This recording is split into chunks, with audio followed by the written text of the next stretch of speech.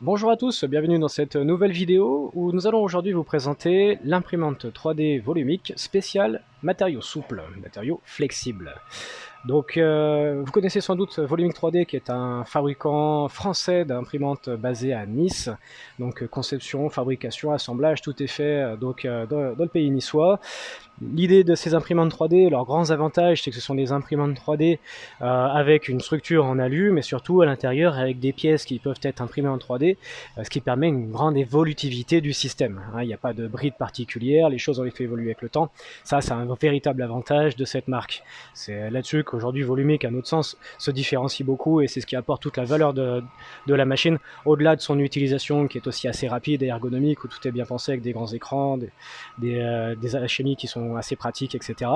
C'est vraiment dans l'évolutivité que nous on a trouvé ces grands avantages. Pourquoi? Puisque ça nous a permis de passer d'une imprimante d'origine à une version optimisée, vraiment pour de la matière souple. Parce que pour ceux qui auront essayé, je pense que vous serez vite aperçu que imprimer ce genre de matériaux, c'est très compliqué. Les TPU, c'est une grande famille aujourd'hui de matériaux souples. Il y en a plein de sortes avec plein de matrices différentes. Il y a des duretés Shore qui sont très variées. L'optimisation que l'on a faite sur ces volumiques-là nous permet d'imprimer des duretés Shore jusqu'à 60A.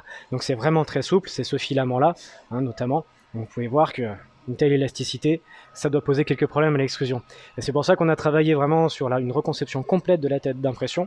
Donc on a changé le modèle d'entraînement, on a changé la ventilation, on a changé le corps de chauffe, les buses, on a tout revisité pour avoir la capacité en fait de travailler l'ensemble du spectre des matériaux souples de 60A jusqu'à 70D à peu près. On a vraiment un extrudeur qui a été pensé pour ça et qui le fait de manière fiable et répétable. Il y a très rarement des sorties de filaments. La plupart du temps, même à 60A, on arrive à faire des impressions qui sont super clean, super fiables. On a une gestion sur support aussi qui peut se faire très bien selon les formulations et les filaments. On a fait un énorme benchmark là-dessus. Mais revenons un peu en détail peut-être sur ce qui a fait la différence pour arriver à un tel niveau de qualité d'impression sur les matériaux souples. Déjà, on a revu le système d'entraînement, donc du filament, avec une espèce de cam qui vient en fait nous permettre de sélectionner différentes positions que l'on adapte en fonction de la dureté de la matière pour vraiment en fait avoir la possibilité d'attraper le filament sans l'écraser, sans le manger, mais pour autant sans glisser dessus. Ça a été déjà un premier challenge. On a fait un énorme benchmark des systèmes existants pour finalement sélectionner un qu'on a retenu et qu'on a installé sur cette belle machine.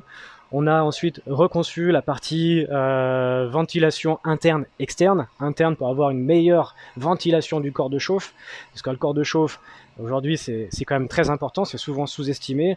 Il faut vraiment qu'il soit à une température idéale, surtout pour les matériaux souples, pour éviter toute bouche, toute obstruction momentanée de l'impression. Et en dessous, on a aussi changé la partie d'extrusion, donc le bloc de chauffe et la buse, pour avoir en fait une chauffe plus en longueur, beaucoup plus homogène, et qui nous permettent de chauffer la matière, je dirais, de manière plus linéaire et d'avoir une extrusion beaucoup plus fluide et beaucoup plus maîtrisée au niveau de la dépose. Et au niveau de la ventilation, on est passé sur une ventilation vraiment 360 degrés, pour qu'il n'y ait pas juste une amélioration de la ventilation à un point, mais sur l'ensemble de la dépose, qu'importe la forme et la position dans laquelle on met le modèle 3D.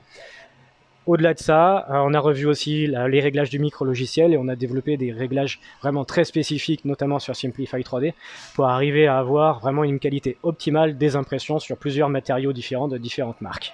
Et c'est ce qui nous permet aujourd'hui de maîtriser le processus de A à Z. Cette optimisation, elle a été faite sur cette version SC Custom de Volumic. On l'a aussi en proposition sur la SC2 comme sur la SH65, le grand modèle, le dernier modèle sorti des écuries de chez Volumic 3D.